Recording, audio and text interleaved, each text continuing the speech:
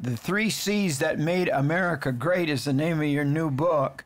Could you comment on why you wrote the book and what it means, Christianity, capitalism, and the Constitution? Well, Jim, Steve Fiesel and I are the co-authors of the book, and what we wanted to convey was that there are some really underpins of our society, culture, and country that without we fall. And the three C's that we identify are Christianity, the Judeo-Christian worldview, capitalism, an economic prospect of how we run our economy, and finally the Constitution, the document that really is our governing guide. So let me begin with Christianity. A lot of people may not understand. We're not saying that everybody in America's got to be a Christian in order for America to be America. Some of our founders were devout Christians, some were not. But even the ones who were not recognized that what was unique about a Judeo-Christian worldview was this: we are who we are because we are individuals. And our worth and our basic value is not because of how much land we own or how close our family is to the crown or what our occupation is. It's not our last name. It's because, as the founders said so brilliantly in the Declaration of Independence, we hold these truths to be self-evident, that all men are created equal and are endowed by their creator, not their government, but by their creator with certain unalienable rights, life, liberty, and the pursuit of happiness.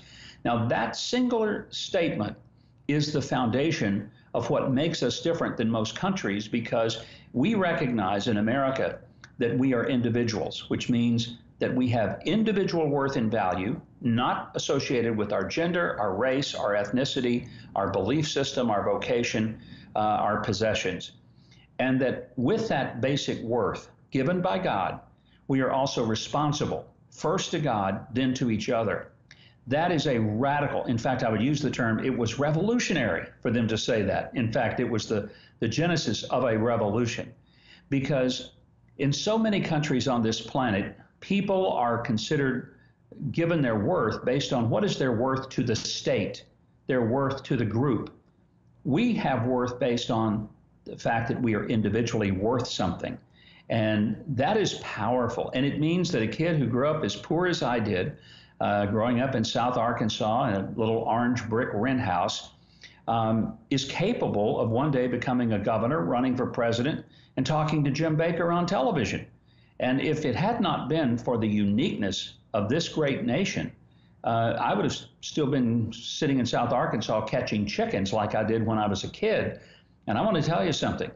Sitting here talking to you is way better than running around a chicken house on a hot August night catching chickens. So I'm grateful I lived in America where I wasn't stuck where I started. And that's one of the great truths that Christian faith gives us, is that our worth, our value comes from God. It doesn't come from the government or from other people. It doesn't even come from our own family. It comes from God Almighty, who created us.